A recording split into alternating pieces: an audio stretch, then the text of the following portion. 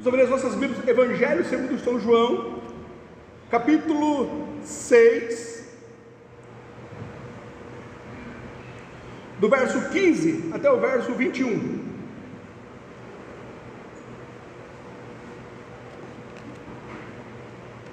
Assim diz o texto sagrado: Sabendo, pois, Jesus que haviam de vir a arrebatá-lo para o fazerem rei, tornou a retirar-se ele só para o monte. E quando veio a tarde, os seus discípulos desceram para o mar, e entrando no barco, atravessaram o mar em direção a Cafarnaum. E era já escuro, e ainda Jesus não tinha chegado ao pé deles. E o mar se levantou, porque um grande vento assoprava. E tendo navegado uns 25 ou 30 estádios, viram a Jesus andando sobre o mar, e aproximando-se do barco, e temeram. Mas ele lhes disse: Sou eu, não temais. Então eles de boa mente o receberam no barco, e logo o barco chegou à terra para onde iam. Senhor, obrigado por termos acesso à tua bendita palavra essa, Pai querido, que foi deixada a nós, preservada a nós pelo teu Espírito, o mesmo Espírito que inspirou a João, onde o Senhor se revelou a ele, e o Senhor, ó Pai querido, preservou para que nós conhecêssemos e pudéssemos aprender mais acerca de ti. Que eu seja um instrumento teu para poder elucidar, ó Pai querido, esse texto, e as verdades que tu colocaste em meu coração eu possa trazer para a edificação da tua igreja. Usa-me como um canal, como um vaso de bênção. A tua igreja, eu clamo que eles tenham tão somente a capacitação de discernir o que vem de ti, e retenham no coração só o que vier de ti. Eu oro ao Senhor em nome de Jesus, amém. Por assentar, irmãos. Nós vemos aqui o Evangelho de João, diferente dos três outros, que é conhecido como os Evangelhos sinóticos. Esse Evangelho, ele foi escrito não direcionado a um povo específico, mas sim a todos os povos, todas as pessoas. O propósito aqui de João foi fazer com que o amor de Deus pudesse ser conhecido, revelado às pessoas que lessem esse versículo. É aqui no Evangelho de João que nós encontramos um dos versículos mais conhecidos de toda a cristandade, João 3,16. Vamos citar todos? João 3,16. Deus amou o mundo de tal maneira que deu seu Filho unigênito, para que todo aquele que crê nele não pereça, mas tenha a vida eterna. Muito bem, João 3,16, um dos textos mais bem conhecidos de toda a cristandade. É aqui nesse evangelho onde João, ele se auto-intitula como o discípulo amado, o discípulo a quem Jesus ele ama. É aqui nesse texto onde nós podemos ver o quão próximo o homem ele pode se achegar a Deus, porque nós vemos uma determinada ocasião em que João ele se inclinou no peito de Jesus. Temos então esse texto maravilhoso, esse evangelho maravilhoso, que relata aqui o amor de Deus. João, ele também teve como objetivo falar aqui sobre os sinais, os milagres de Jesus, no qual foram 7 que ele aqui nos deixou.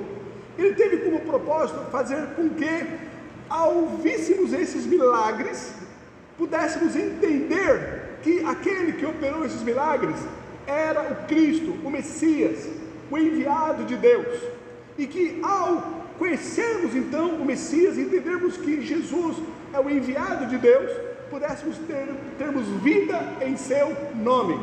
João capítulo 20, o verso 30 e o verso 31 diz: Jesus, pois, operou em presença de seus discípulos muitos outros sinais que não estão escritos neste livro. Estes, porém, foram escritos para que creiais que Jesus é o Cristo, o Filho de Deus, e para que, crendo, tenhais vida em seu nome.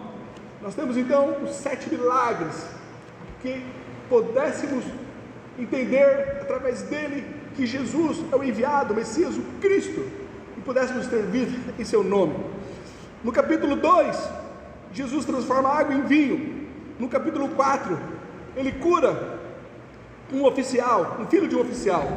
No capítulo 5, ele cura um paralítico próximo ao tanque de Betesda. No capítulo 6, Jesus alimenta mais de 5.000 pessoas. Aqui esse texto que nós lemos, ele caminha sobre as águas. No capítulo 9, Jesus ele cura um cego de nascença. E o 7º milagre é a ressuscitação de Lázaro, depois de 4 dias, que encontramos no Evangelho, no capítulo 11 desse Evangelho. Pois bem, vamos ver aqui a partir do verso 15, então, esse milagre narrado, escrito, deixado aqui por João. O verso 15 diz assim: sabendo, pois, Jesus que haviam de vir arrebatá-lo para o fazerem rei, tornou a retirar-se ele só para o monte. E quando veio a tarde, os seus discípulos desceram para o mar, e entrando no barco, atravessaram o mar em direção a Cafarnaum. E era já escuro, e ainda Jesus não tinha chegado ao pé deles. E o mar se levantou, porque um grande vento assoprava. É interessante nós entendermos aqui esse texto, tendo à luz também os outros evangelhos, que juntamente com João, também narraram aqui esse mesmo episódio, esse mesmo acontecimento. Nós vemos em Marcos capítulo 6, o verso 45, que diz: e logo obrigou os seus discípulos a subir para o barco e passar adiante para o outro lado, a Betsaida, enquanto ele despedia a multidão. Então nós vemos que os discípulos, eles entraram ali no barco, e eles estavam ali no meio do mar, diante de uma grande tempestade que os assolava, quase indo a pique, por uma determinação do Senhor Jesus Cristo. Diz aqui Marcos, no capítulo 6, o verso 45, que Jesus os obrigou, ele deu ali uma ordem, eles não tinham opção, eles não podiam questionar, fora obrigado a estar naquela situação. Verso 45 de Marcos capítulo 6, e logo obrigou os seus discípulos a subir para o barco. Talvez um dos motivos pelo qual Jesus obrigou e fizesse com que ele saísse ali do meio daquela multidão, foi porque um pouco antes Jesus havia multiplicado os pães e os peixes. E diz aqui o verso 15 assim: sabendo, pois, Jesus que haviam de vir arrebatá-lo para o fazerem rei. Eles estavam ali disseminando os judeus, aqueles que foram alimentados, uma doutrina errada, um ensinamento errado, acerca do propósito pelo qual Jesus ele veio. O objetivo de Jesus ter vindo era para morrer na cruz, mas eles estavam ali reunidos e querendo entronizar a Cristo. Jesus, então, preocupado com os seus discípulos, obrigou que ele saísse do meio desses ensinamentos falsos, dessas doutrinas erradas, de algo que poderia contaminar as suas mentes. Jesus não queria que ele estivesse no meio dessas pessoas que trouxessem a eles ensinamento errado acerca de sua pessoa. Queriam então fazer com que Jesus se tornasse um rei. Jesus, preocupado com seus discípulos, os obriga, manda que eles vão para o outro lado. E eles então, em obediência a Jesus, estão lá no meio do mar, assolados de um lado para o outro. A tempestade então era violenta. A grande questão é quando nós nos encontramos nessa situação, nós somos tendenciosos a achar o seguinte, que isso poderia ser resultado de algum tipo de pecado. quando as pessoas estão sendo assoladas, estão em meio à tribulação, estão passando momentos difíceis, é por causa de algum tipo de pecado. Gostaria que você entendesse que nem sempre é isso. Não é porque você está fazendo a vontade de Deus, que você está cumprindo o mandamento de Deus, aliás, não é porque você está em tribulação, ou passando uma dificuldade, ou um grande problema, que você possa vir a estar em pecado. Não é o caso aqui. Eles estavam em obediência a Deus, cumprindo a ordem do Senhor Jesus Cristo, e não obstante a isso, a tribulação veio sobre eles. Não necessariamente é em virtude de pecado que as tribulações veio sobre nós. Um outro erro também é dizer que por estarmos cumprindo a vontade de Deus, por estarmos no centro da vontade de Deus, em obediência a Ele, nós somos isentos de qualquer tipo de tribulação, que não virá sobre nós nenhum mal, e que nós seremos então protegidos. Esses são os dois erros. Estar no centro da vontade de Deus, cumprindo a sua ordem em obediência a Ele, não nos isenta de passarmos por tribulações, não nos isenta de sermos assolados, não nos isenta do mal no qual nós fazemos parte, visto que estamos em um mundo que jaz no maligno, vir a nos assolar. Não obstante estarmos no centro da vontade de Deus, ainda somos sujeitos a passarmos por tribulações. E não é porque nós estamos passando por tribulações, quer dizer que estamos em pecado. Hernandes Dias Lopes, ele fala acerca desse texto o seguinte: a existência de problemas não significa que estamos fora do propósito de Deus, nem que Deus está indiferente à nossa dor. Na verdade, a vida cristã não é uma sala VIP, nem uma estufa espiritual. A vida cristã não é um paraíso na terra, mas um campo de lutas renhidas. A diferença entre um salvo e o ímpio não é o que acontece a ambos, mas o fundamento sobre o qual cada um constrói a sua vida. Jesus disse que o insensato constrói a sua casa na areia, mas o sábio a edifica sobre a rocha. Sobre ambas as casas cai a mesma chuva no telhado, sopra o mesmo vento na parede e bate o mesmo rio no alicerce.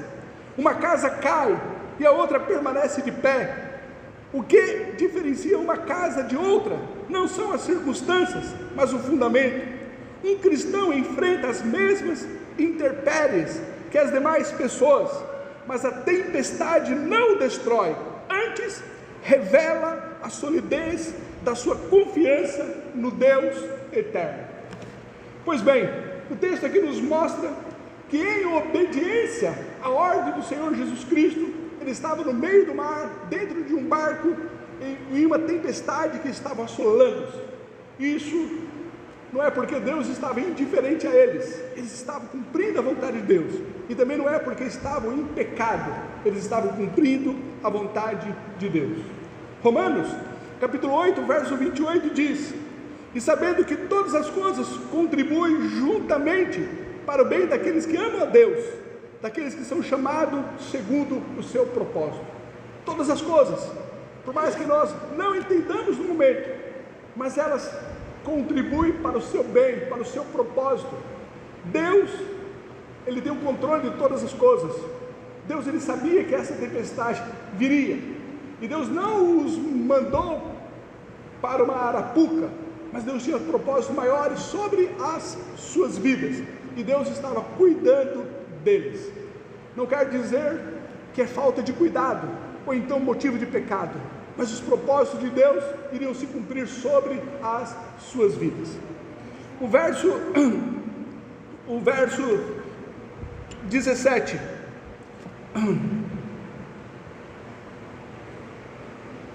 Não.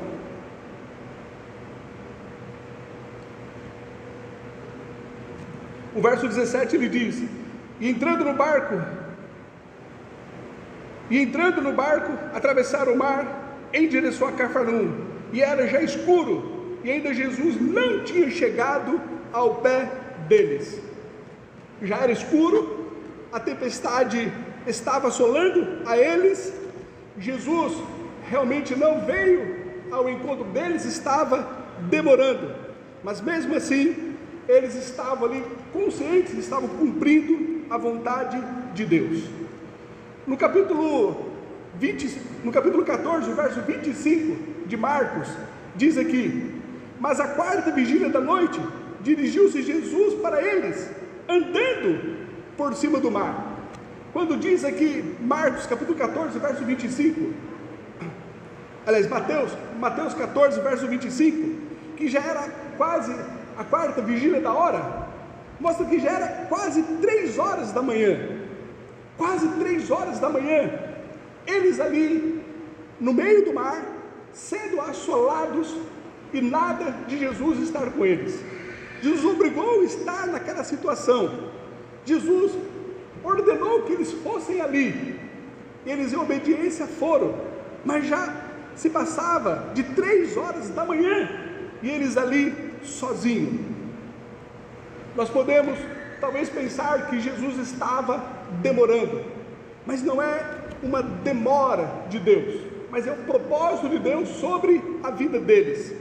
Significa que Jesus, ele estava realmente com um propósito maior na vida de cada um deles.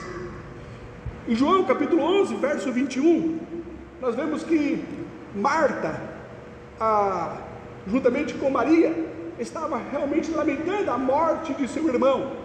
E quando Jesus vai até Betânia, ao encontro ali das duas, ela então diz, João capítulo 11, verso 21, disse pois Marta a Jesus: Senhor, se tu estivesses aqui, o meu irmão não teria morrido.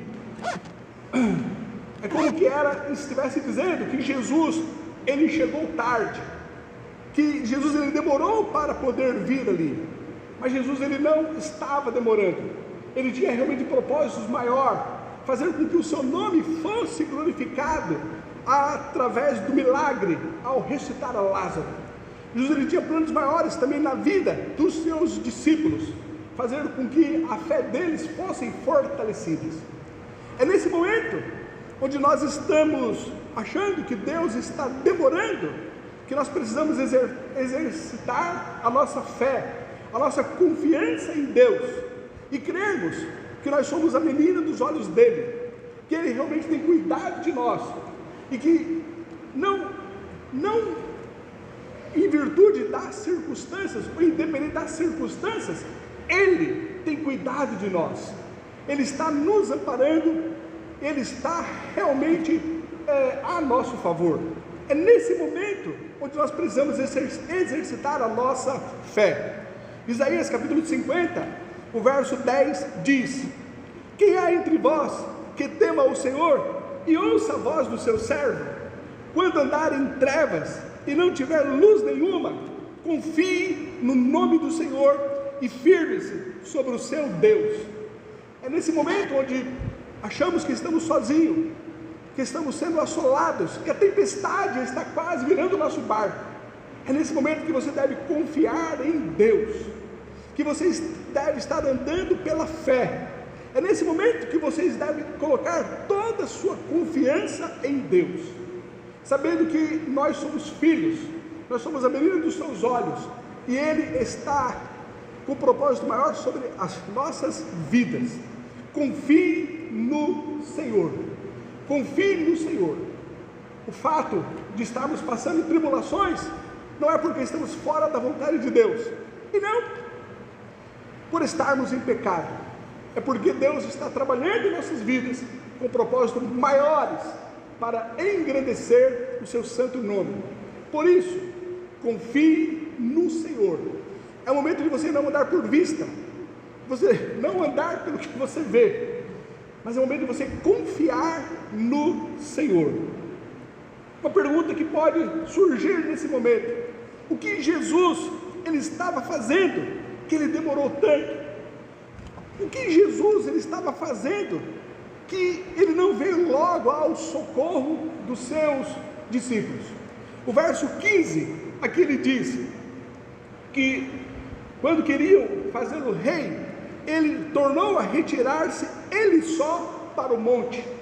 Marcos capítulo 6, o verso 46 diz: e tendo-os despedido, foi ao monte orar. Enquanto eles estavam no meio do barco, enquanto o vendaval estava vindo sobre eles, Jesus estava intercedendo pelos seus discípulos. Jesus ele foi para o monte só orar pelos seus discípulos. É essa a nossa convicção, que nós temos um Deus que intercede por nós, um Deus que ora, que fala a Deus a nosso respeito.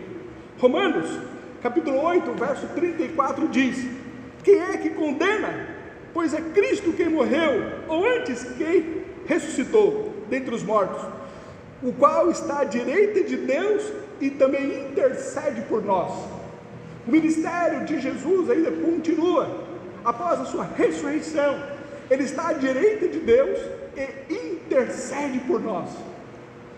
Por vezes achamos que estamos sozinhos, desamparados, no meio de uma tempestade, mas saiba que Ele está intercedendo por você.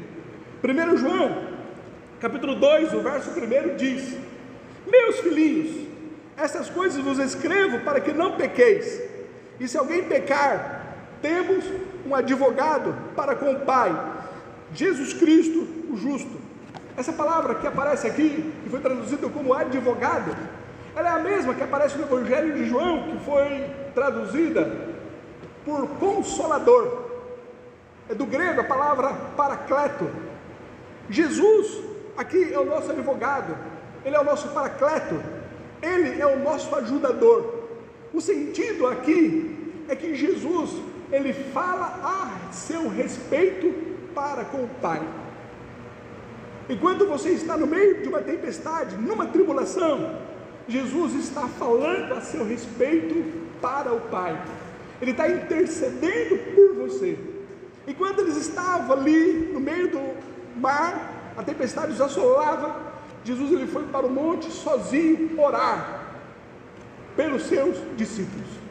Nós temos um Deus que nos ama, que não nos desampara. Confie nele e saiba que Ele está intercedendo ao Pai a seu respeito. É o que diz aqui o texto. Vamos agora para o verso 19. E tendo navegado uns 25 ou 30 estádios, viram a Jesus andando sobre o mar, e aproximando-se do barco, e temeram. Comentando aqui esse texto, novamente citando Hernandes Dias Lopes, ele diz: Jesus vai ao encontro dos discípulos quando todas as esperanças humanas já haviam chegado ao fim. Caminha sobre o mar para mostrar a eles que aquilo que os ameaçava estava literalmente debaixo de seus pés. Os nossos problemas estão debaixo dos pés de Jesus. Eles podem ser maiores do que nossas forças e desafiar os nossos limites, mas estão debaixo dos pés de Jesus. O temor dos discípulos era absolutamente infundado. Temeram que devia inspirar neles a maior confiança. Temeram aquele que trazia para eles o livramento da morte. Jesus então foi ao encontro dos seus discípulos, andando sobre as águas. A grande dificuldade nossa é quando nós estamos em meio a uma tribulação, em meio a um problema, uma dificuldade que nos assola. Nós clamamos e suplicamos ao Senhor por socorro, e Deus ele vai ao nosso encontro. Mas a grande questão é que nós não conseguimos perceber que Ele está vindo. É porque Ele não está vindo da maneira como nós esperávamos. Talvez os discípulos estavam esperando aqui que Jesus fosse socorrê-lo em um barco, entrasse também ali em um barco e fosse remando até eles, porque esse é o natural, é o normal. Mas Jesus, Ele vai nos socorrer por vezes de outras formas, de outras maneiras, no qual nós não esperávamos, mas Ele opera de uma forma grandiosa os seus propósitos, os seus desígnios, e Ele cumpre os seus propósitos em estar conosco, em nos ajudar, em nos amparar, em nunca nos deixar, em estar conosco todos os dias até a consumação do século. Jesus, Ele responde às nossas preces, Ele está conosco, mas muitas vezes, e nem sempre, da maneira como nós esperávamos. Isaías capítulo 55, do 8 ao 9 diz: porque os meus pensamentos não são os vossos pensamentos, nem os vossos caminhos os meus caminhos, diz o Senhor. Porque assim como os céus são mais altos do que a terra, assim são os meus caminhos mais altos do que os vossos caminhos, e os meus pensamentos mais altos do que os vossos pensamentos. Jesus, Ele cumpre os seus propósitos, mas nem sempre conforme nós esperávamos, nem sempre como nós estamos pensando, nem sempre de acordo com as nossas expectativas. Deus, Ele pode operar grandes coisas e fazer grandes coisas nas nossas vidas, mas de caminhos, de formas diferentes. Um grande exemplo disso é José do Egito, onde Deus deu a ele promessas, no qual os seus pais iriam curvar-se diante dele, juntamente com os seus irmãos, e que ele seria senhor e governador, reinar sobre todos os seus. Gênesis capítulo 37, do 6 ao 8 diz: e disse-lhes: ouvi, peço-vos este sonho que tenho sonhado. Eis que estávamos atando molhos no meio do campo, e eis que o meu molho se levanta, e também ficava em pé, e eis que os vossos molhos o rodeavam, e se inclinavam ao meu molho. Então lhe disseram seus irmãos: tu, pois, deveras reinarás sobre nós? Tu deveras ter domínio sobre nós? Por isso ainda mais o odiavam, por seus sonhos e por suas palavras. Essa promessa, no qual Deus, Ele fez a José, ela se cumpriu cabalmente, mas não necessariamente conforme, na expectativa, ou dentro da maneira como José esperava. As promessas se cumpriram, mas de acordo com os desígnios de Deus. Gênesis capítulo 42, o verso 6 diz: José, pois, era o governador daquela terra, ele vendia a todo o povo da terra, e os irmãos de José chegaram e inclinaram-se a ele, com o rosto em terra. Essa palavra se cumpriu, mas depois dele ter sido colocado dentro de um poço, depois dele ter sido vendido pelos seus próprios irmãos, depois dele ir para o Egito, e lá ele ser caluniado, difamado pela esposa de Potifar, ser encarcerado novamente, ser esquecido ali numa cela, depois dele passar por todos esses problemas, Deus então cumpriu a sua palavra sobre ele. Os planos de Deus irão se cumprir na sua vida. O que Deus ele tem prometido, ele vai cumprir-se, mas não necessariamente como nós estamos pensando, não necessariamente como nós imaginávamos, mas Ele estará contigo. As promessas de Deus se cumprem. E veio Jesus então ao encontro dos seus discípulos, andando sobre as águas. Literalmente, os problemas estão debaixo dos pés de Jesus.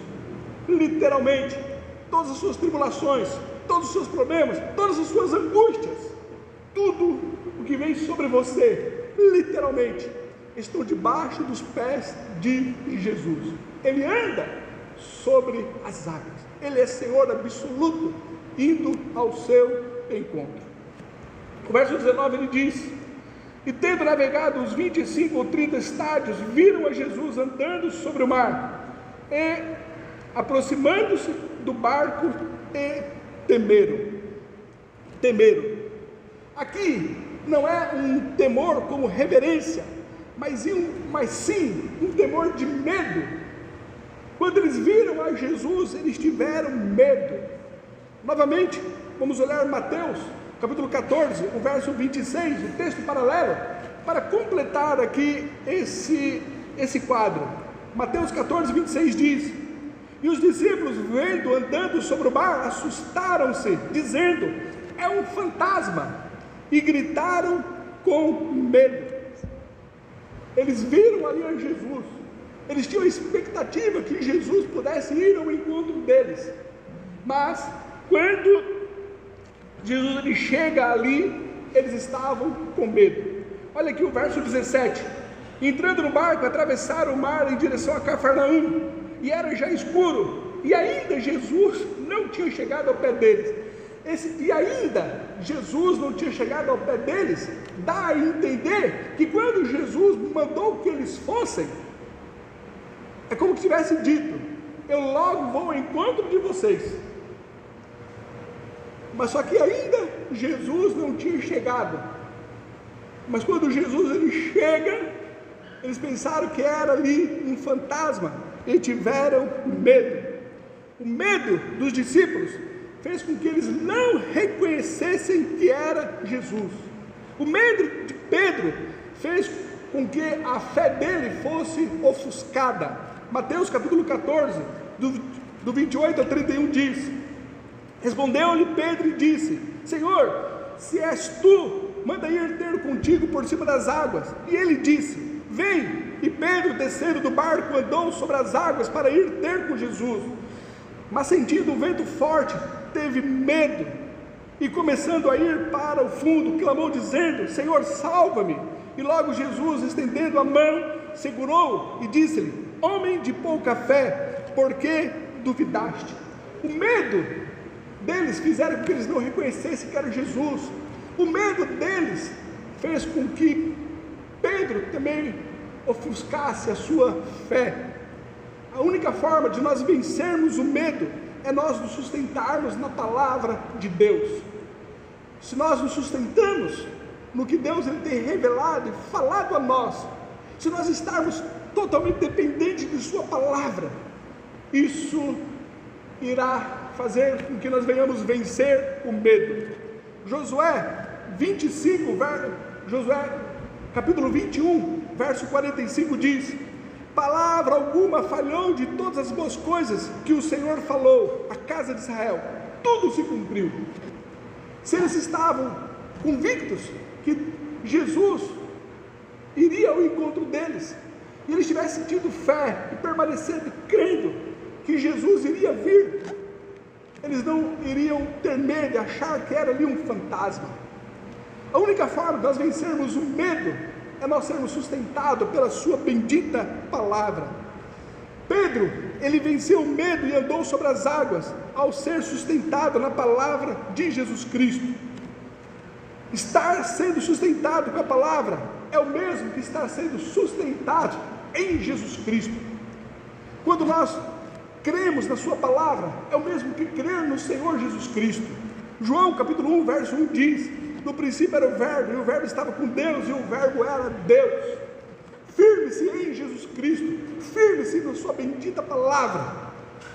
Fique convicto que nenhuma das promessas de Deus deixou de se cumprir, e nenhuma das benditas palavras do Senhor vai deixar de cumprir sobre as suas vidas, porque Ele é fiel para cumprir.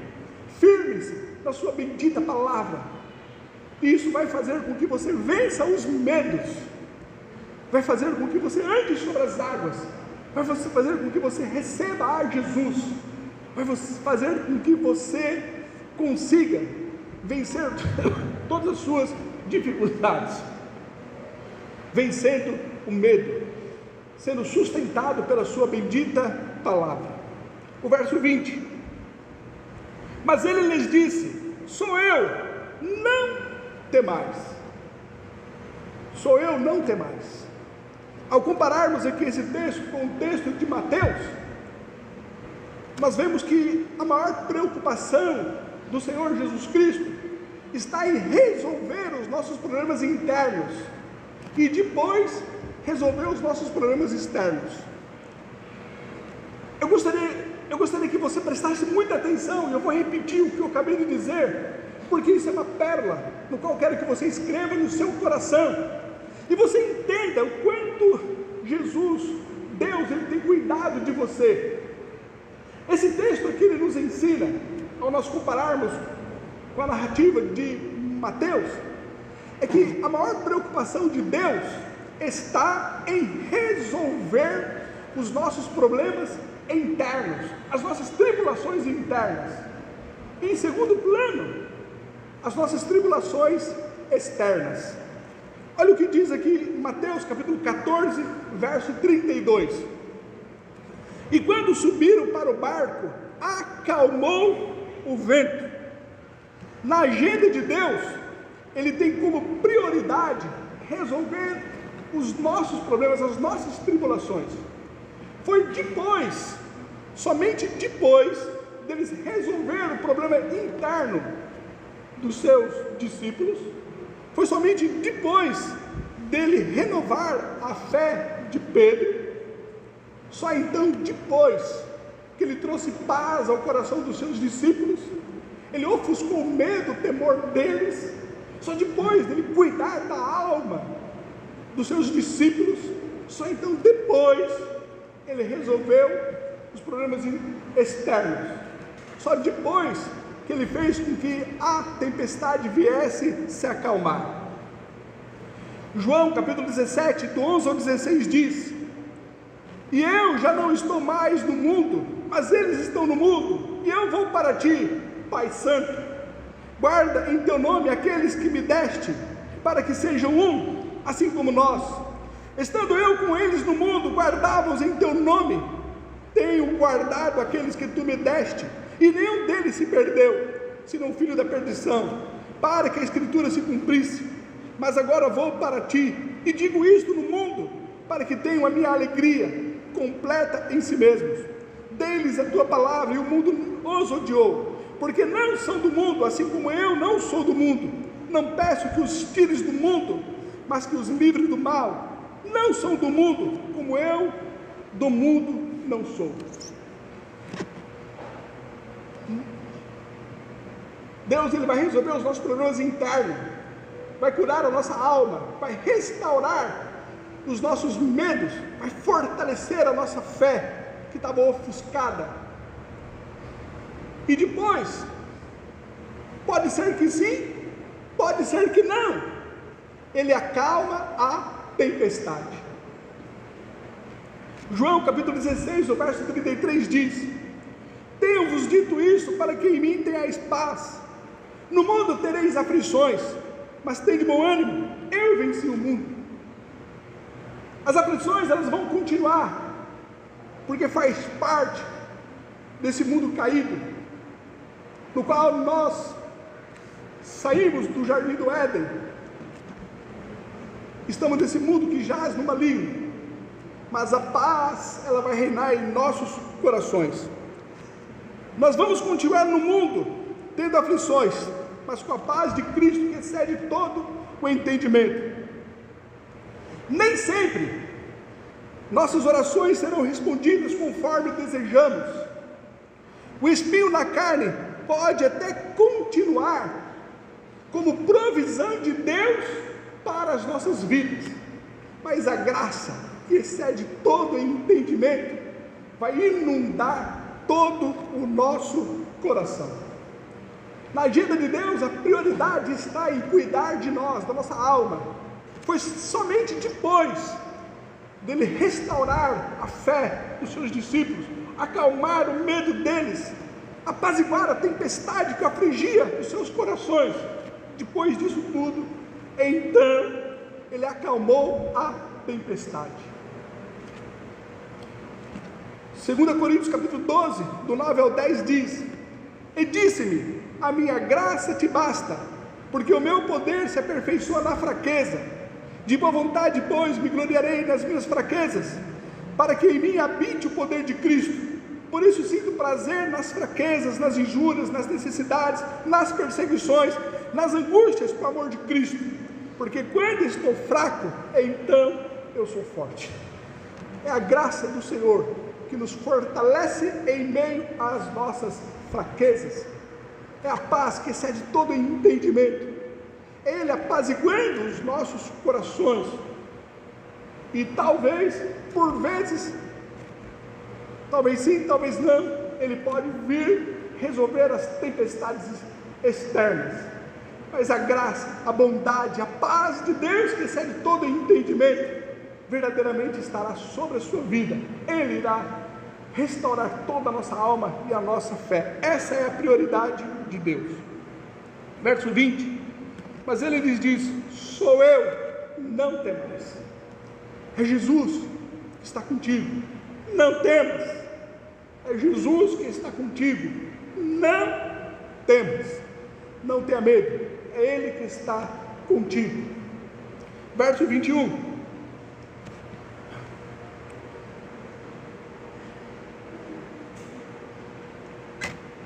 então eles de boa mente o receberam no barco, e logo o barco chegou à terra para onde iam. Algo que é maravilhoso, que esse texto aqui nos ensina, é que quando estamos com Jesus Cristo, nós vamos chegar no porto onde nós temos esperança, no destino onde nós vamos chegar. Nós não vamos ficar no meio do caminho. Nenhuma tempestade vai impedir que os propósitos de Deus se cumprem em nossa vida. Você vai chegar no destino final. Quando Jesus está conosco, nós vamos chegar no destino final. Então eles de boa mente o receberam no barco, e logo o barco chegou à terra para onde iam. Quando Jesus está conosco, nós iremos chegar no nosso destino final. Nós iremos chegar no nosso porto seguro, onde nós temos colocado toda a nossa esperança, a nossa expectativa, onde nós temos colocado toda a nossa fé. Nós vamos chegar no nosso destino final. Atos 14, verso 22 diz: confirmando os ânimos dos discípulos, exortando-os a permanecer na fé, pois que por muitas tribulações nos importa entrar no reino de Deus. Nós vamos entrar no reino de Deus, não obstante muitas tribulações, mas vamos chegar no nosso destino final. 2 Timóteo 1, verso 12: por cuja causa padeço também isto, mas não me envergonho, porque eu sei em quem tenho crido, e estou certo que é poderoso para guardar o meu depósito até aquele dia. Deus é poderoso para guardar o seu depósito. Seja a sua fé, seja a sua esperança, seja a sua convicção de vida eterna, Ele vai guardar o seu depósito até aquele dia. Judas, verso 24: ora, aquele que é poderoso para vos guardar de tropeçar e apresentar-vos irrepreensíveis com alegria perante a sua glória. Não é por causa de você, mas Ele é poderoso para vos guardar de tropeçar, e Ele vai te apresentar irrepreensível. É Ele que te apresenta irrepreensível, com alegria perante a sua glória. 2 Timóteo 4, verso 7 e 8. 2 Timóteo 4, 7 e 8. Combati o bom combate, acabei a carreira, guardei a fé. Desde agora a coroa da justiça me está guardada, a qual o Senhor, o justo juiz, me dará naquele dia. E não somente a mim, mas também a Igreja Batista Nova Canaã, aos fiéis, a todos os que amarem a sua vinda. Nós vamos chegar no nosso destino final. O Senhor está no nosso barco. O Senhor não é um visitante, mas Ele é um membro permanente, onde Ele é o cabeça da nossa igreja. Ele é o Senhor, no qual nós nos submetemos ao seu senhorio, onde nós estamos cumprindo a sua ordem, entramos aqui fazendo a sua vontade. Ele virá pisando sobre as tribulações e seus problemas. Ele restaurará e curará a nossa alma. Ele nos levará ao destino final. Para concluirmos, Hebreus 1, do 1 ao 3. E havendo Deus antigamente falado, muitas vezes e de muitas maneiras, aos pais, pelos profetas, a nós falamos, nesses últimos dias, pelo Filho. É pelo Filho que Ele tem falado a nós, a quem constituiu herdeiro de tudo, e por quem fez também o mundo, o qual sendo o resplendor da sua glória, expressa a imagem da sua pessoa. É como nós já aprendemos aqui com o irmão William, que elucidou aqui esse texto. Ele é o sustentador, Ele é o provedor, Ele é quem sustenta todas as coisas, governa todas as coisas, como Deus soberano e sustentador de todas as coisas, pela palavra do seu poder, havendo feito por si mesmo a purificação dos nossos pecados, assentou-se à destra da majestade nas alturas, e é de lá que Ele está intercedendo por nós. Ele não vai chegar atrasado, Ele está intercedendo por nós, ao lado do Senhor, orando, intercedendo, falando de Deus a nosso respeito. Então somente confie no Senhor, que Ele nos ajude. Vamos orar. Ó Deus, obrigado porque o Senhor tem se revelado a nós através da sua bendita palavra essa que nos sustenta, palavra essa que nos fortalece, que nos ajuda a entendermos os teus propósitos e vivermos em confiança a Ti. Nos ajuda, Senhor, nos ajuda, então somente cremos em Tua bendita palavra. Eu oro a Ti, em nome de Jesus, amém.